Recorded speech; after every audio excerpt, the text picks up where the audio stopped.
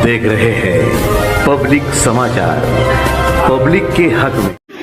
उम्रा हज यात्रा करके आने वाले सभी इमाम और मुअज्जिन भाइयों की यात्रा कामयाबी की खुशी में उनका अभिनंदन और यही मौके का फायदा लेते हुए मेरे जैसे छोटे आदमी का इतना बड़ा इस्तकबाल करने का ये कार्यक्रम यहाँ पे संपन्न हो रहा है। इस ऐसे शुभ अवसर पर उपस्थित अपने शहर की जाने मानी हस्ती श्रीमान सम्माननीय मौलाना उमराइन साहब जी, इस मंच पर उपस्थित अपने सभी के पहचान के चहीते श्रीमान सम्माननीय सूफी इस्माइल बाबा, जिसने इस कार्यक्रम को अंजाम दिया और हज करके उम्रा हज करके वापिस आए हुए, उनका भी इतना तहे दिल से अभिनंदन किया, मेरा भी इस्तकबाल किया। ऐसे अपने सभी के चहीते श्रीमान सम्माननीय रमजान बाबा, सूफी रमजान बाबा, जहूर भाई, शफीक भाई, मंच पर उपस्थित सभी सम्मान्य व्यासपीठ, सामने बैठे अपने मोहल्ले के मालेगांव शहर के बड़े बुजुर्ग, नौजवान, सभी माँ बहनें, सभी जवान भाइयों को यहाँ पे मैं मेरे दिल से प्यार भरा सलाम करता हूँ। आदाब, नमस्ते। इस कार्यक्रम का ये दावतनामा स्वीकार करके आप इतने बड़ी तादाद में और बड़ी फुर्सत में इतनी देर से याद आए, मैं अपना सभी का इस मंच की तरफ से तहे दिल से सर स्वागत करता हूँ, बहुत बहुत अभिनंदन करता हूँ और धन्यवाद देता हूँ।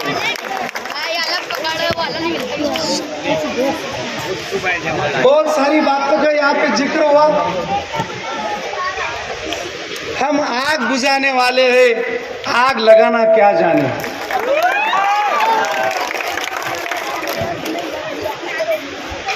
पहली बात तो वक्त की पाबंदी रखते हुए मैं एक ही बात बोलूंगा कि मालिक कभी को जल्दी से नवाजता नहीं है।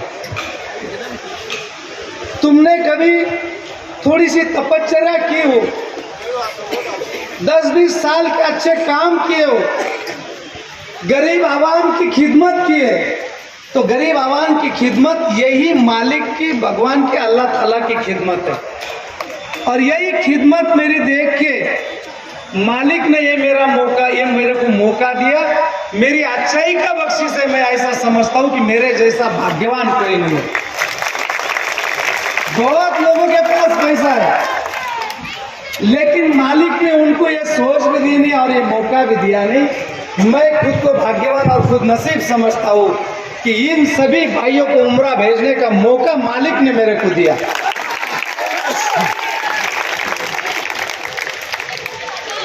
मैंने तब भी एक बात बोली थी, जब ये मेरे सभी भाई, अपने सभी भाई उम्रा को जा रहे थे, तब मैंने एक बात बोली थी, मुबारक हो तुम सबको हज का महीना,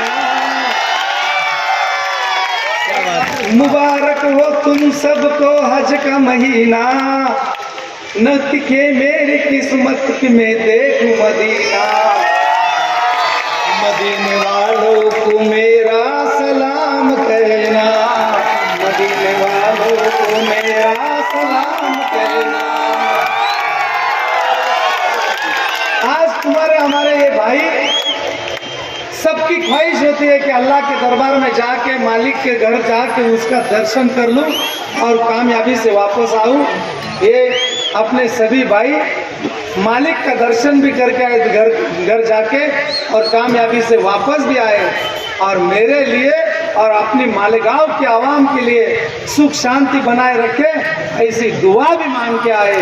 ये अपने लिए और सभी के लिए बहुत बड़ी खुशी की, अभिमान की बात है। दूसरी खुशी की बात, जिस दिन से इस कार्यक्रम को अंजाम देना चालू किया, वो परमिशन लेने से, कोरन अंदाजी की शुरुआत से और आज के इस्तकबाल के कार्यक्रम में जो मालेगांव की जाने मानी हस्ती all India law board personal law board के सेक्रेटरी सम्माननीय आदरणीय मौलाना उमराइन साहब की उपस्थिति में हुआ, शुरुआत भी उनकी उपस्थिति में और शांता भी उनकी उपस्थिति में, ये सबसे बड़ी मेरे लिए दूसरी खुशी की बात है।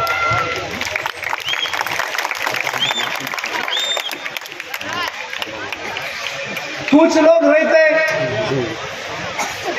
अच्छाई में बुराई देखना ये नास्तिक का काम होता है, और थोड़ी सी बुराई में भी थोड़ी सी अच्छाई देखकर उसको आत्मसात करना और अपना खुद का उद्धार करना, ये आस्तिक की बात होती है।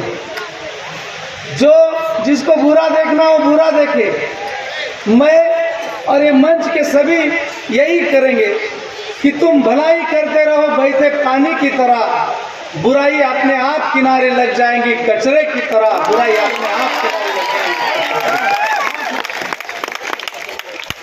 मैं किसान का बेटा, कमाई से, पोल्ट्री की कमाई से, और कुछ भी व्यापार धंधा करता हूँ तो मेहनत करता हूँ, कॉन्ट्रैक्ट भी करता हूँ तो मेहनत करता हूँ। जब मालिक ने शफीक भाई के मुंह से ये फरमान दिया, मैं समझता हूँ कि मालिक ने मेरे को मौका दिया और मैंने मौका कैश किया।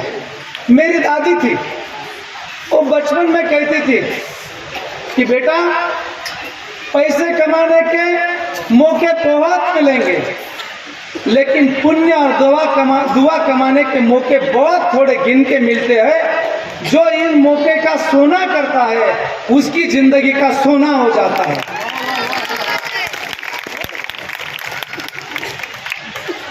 पहले 100 साल के बाद, पहले मान बुढ़िया का साल आया था, 100 साल के बाद ये कोरोना का साल आया।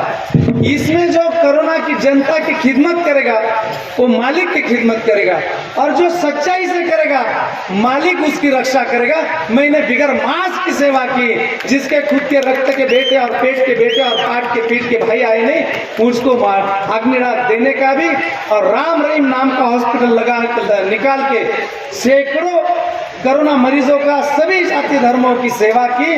वो सेवा आत्मा से, जो आत्मा से रहती है उसको परमात्मा और परवरदिगार का आशीर्वाद रहता है। जहाँ सेवा भाव नहीं रहता वह आशीर्वाद नहीं रहता। जिस कोरोना के दौर में 2-2, 5-5 लाख रुपए बिल देके भी वहाँ कुछ पेशेंट ऊपर चले गए, लेकिन हमारे राम रहीम में ये सेवा आत्मा से थी। 18 का, 19 का, 20 का स्कोर था साहब, हमने 20,000 के ज्यादा बिल नहीं गया। एक ही जायखेड़ा का पेशेंट था, जय मल्हार का, धनगर समाज का, उस टाइम में 3,000 में सिलेंडर था। उसका 14 दिन से सिलेंडर बहुत लगे, इसीलिए 32,000 का बिल गया, 33,000 का। नहीं तो 18 के, 19 के, 20 के स्कोर थे, 10-10 दिन रहे, 15-15 दिन रहे।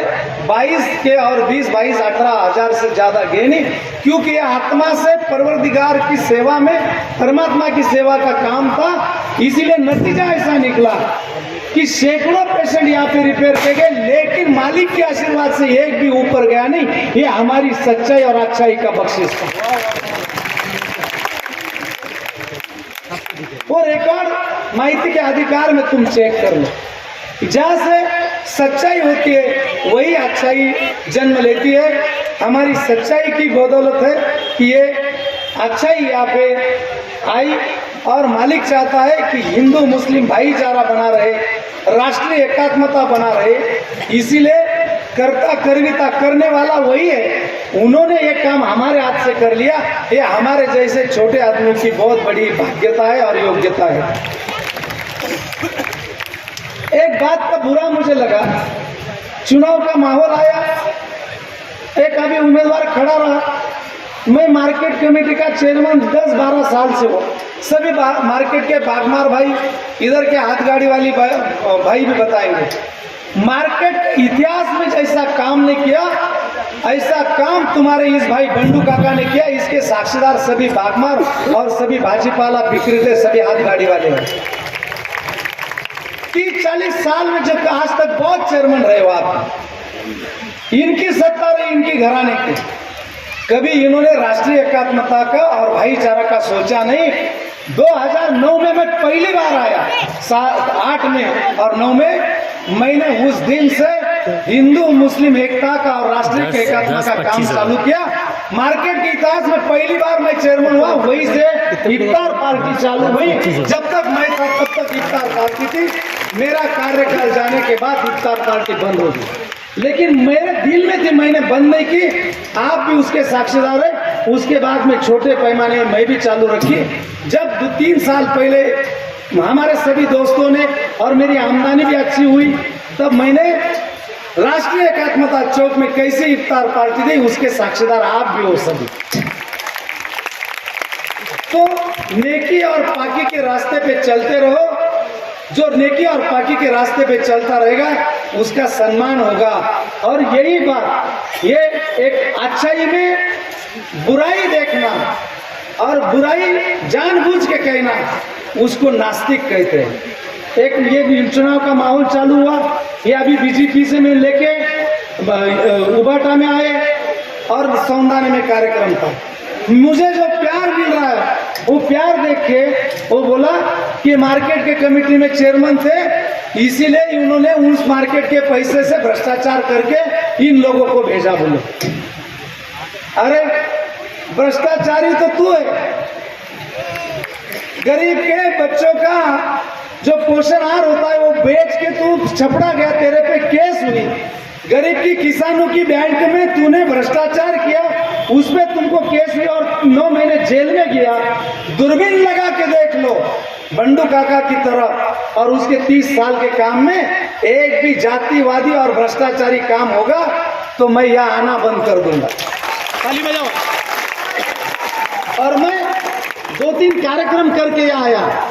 मेरे को 6-7 साल पहले हमारी 50 एकड़ जमीन है साहब, अनार के काम है। 5-5 एकड़ में जो अनार के व्यापारी, उनको मालूम है कि जब रेट रहते हैं तो 6-6, 7-7 एकड़ में, 10-10 एकड़ में कोटी के बाग होते हैं। मेरी तरफ तो 50 एकड़ बाग है और मेरे वो बाग मेरे सभी भाइयों के और तुम्हारी भाभी के नाम पे है। मैं घर का बड़ा होने के नाते, कारोबारी होने के नाते वो सभी माल मेरे नाम पे जाता था। तो एक साल बहुत अच्छे से दाम मिले, 2-2.5 कोटी का भाग हुआ और मेरे को इनकम टैक्स नोटिस आ गई। वो नोटिस भी मैंने संभाल की रखी है। कहने का तात्पर्य है कि ये जो भाई गए हैं वो किसान की मेहनत से गए हैं, ये कहना मेरे को है। और राम को और रहीम को साक्ष्य मानकर कहता हूँ, अगली बार आऊंगा। मैं बाहर से आया था, मैंने आज यहाँ आने के लिए वो नोटिस इनकम टैक्स की आई वो भी निकाल के रखी है। और मैंने मेरी बेटी की शंकर पवार यहाँ पे बैठा है, मेरे को उस वक्त में 1 नंबर का अनार मैं दिल्ली और कलकत्ता भेजता था। 2 नंबर क्वालिटी का अनार मैं इंदौर भेजता था और 3 नंबर का फूट पंचर है ना, वो मालेगांव में रखता था। 1 नंबर के और 2 नंबर के पैसे मेरे पास रखता था और फूट पंचर के पैसे है ना तुम्हारी भाभी के पास रखता था। और वो फूट पंचर के पैसे कितने आते थे मालूम? बाल बच्चे की कसम खा के कहता हूँ, 17 तो 18 लाख रुपए के पैसे आते थे। 50 एकड़ यानी से 100 एकड़ 100 बीघे का गार्डन है मेरा परिवार का। और वो 17-18 लाख रुपए पहली बार मैंने, ये सब खर्चा हो गया बाद में, तो मैंने उनकी तरफ से ले लिए। दूसरे साल भी मेरे को 16 लाख रुपए का फूट पंचर हुआ उसको, वो उसके पास। वो जो बोलती थी कि अपनी बच्ची अभी दूसरी में पढ़ती है, अब ये 16-17 लाख रुपए फूट पंचर के मेरे पास है। पिछले साल तुमने ले लिए, बाद में मैं अभी इसकी शादी के लिए दागिने और सोना गोल्डन खरीदी करके रखती हूँ। और वो मैं गोल्डन करने को मतलब चलेगा, तो रजामंदी हुई। 2-3 दिन में एक कमलाकर पवार साहब बैठे, मिले और उनसे बातचीत हुई कि जलगांव जाना है, आज मैं तुम्हारे साथ नहीं आऊँगा। तो उन्होंने बोला क्यों?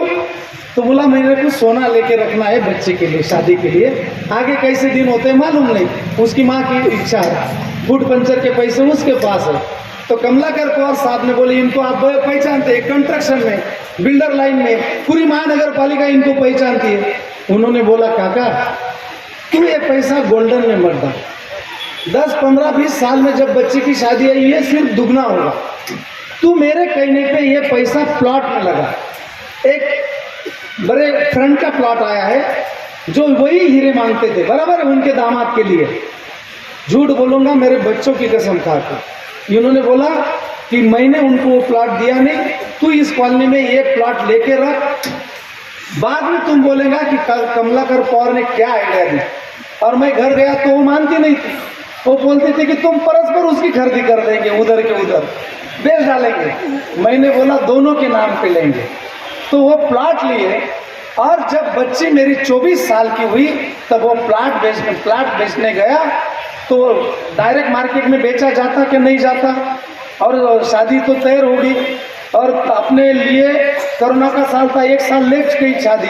तो मैंने अपने खुद के भी 5-50 जमा करके रखे, वो भी उसकी शादी के नाम से ही जमा किए, और ये प्लाट भी उसका ही नाम का। तो इसीलिए वो प्लाट बेचने निकला, तो वो 26 लाख का प्लाट 2,10 में गया, और मेरे जो जमा करके होते वो 50 थे। ऐसे सब पैसे मैंने खर्चा कर दिया। पहला ड्रेस जो किसी को सिलाया होगा तो सिविल हॉस्पिटल में जो पोस्टमार्टम करते शरद पात्रे और अख्तार मामू को, जिन्होंने खुद की हिफाजत नहीं की कोरोना के दौर में, दूसरे को खुद के बेटे नहीं आते थे वो दफनाते थे और वो अग्नि डाल देते थे, उनको पहले लिया। ऐसे 400 लोगों को सूट कोट लेके सब पैसा खर्चा करके बेटी का जो आहेर आया था वो घर नहीं लाया, देने में पत्रिका बांटने गया था। मेरे मुस्लिम भाइयों के वहाँ के भी 20-22 घर जल गए थे, उनको भी मैंने वो आयर का जितना भी पैसा आया था उनको मकान बनाने के लिए दे दिया। ये मालिक ने मेरे हाथ से ये काम कर लिया। और जो अच्छे काम करता है ना, बड़े बड़े लीडर है मालेगांव में, बड़े बड़े पैसे हैं उनके पास, लेकिन घोड़े के उसकी किसकी निरोनुक नहीं निकली, वो मालिक की खिदमत की, गरीब की खिदमत की, वो मेरे घोड़े की निरोनुक निकली। ये मालिक की बख्शिश है मेरे को। किसको इतना रिस्पेक्ट मिलता है? किसी को नहीं मिलता। तुम गरीब की और मालिक की और भगवान की, राम रहीम की खिदमत करो, तुमको प्यार भी मिलता है, मोहब्बत भी मिलता है। और जब मैंने ये 21 भाइयों को भेजा, मैं इतना भाग्यवान हूँ, जो भी उम्रा को जाता है वो खुद के लिए मांगता है, और उसके लिए एक ही बंदा जो जाता है वही मांगता है पूरे उसके परिवार के लिए। अरे मैं इतना भाग्यवान हूँ, मालेगांव में एक ही वक्त में मालिक के घर में 21 लोगों ने बंडू काका के और परिवार के लिए दुआ मांगी है। 21 पीढ़ी तक मेरे को कुछ कम नहीं पड़ेगा, बांटते ही रहूंगा तो भी कम नहीं पड़ेगा। हाँ, ये उसका खेल है और उसकी मर्जी से। जो दूसरों के दुख जानता है वही मानुषकी के रास्ते का और अल्लाह के रास्ते का, भगवान के रास्ते का प्रवासी होता है। वो काम मैंने किया है। वक्त बहुत हो गया, ज्यादा कुछ बोलूंगा नहीं, यही एक बात बोलूंगा, छू ना सकूं आसमान को तो कोई बात नहीं, कोई गम नहीं। छू ना सकूं आसमान को तो कोई बात नहीं, कोई गम नहीं। छू जाऊं किसी गरीब की पीड़ा को, उसके दर्द भरे दिल को, तो वो आसमान से भी कम नहीं। लोहा सबसे ताकतवर होता है, लोहा सबसे ताकतवर होता है, वो किसी को भी काट देता है। लेकिन लोहा से ज्यादा आग ताकतवर होती है, वो लोहा को पिघला देती है। वो आग से ज्यादा पानी ताकतवर होता है, वो आग को भी बुझा देता है।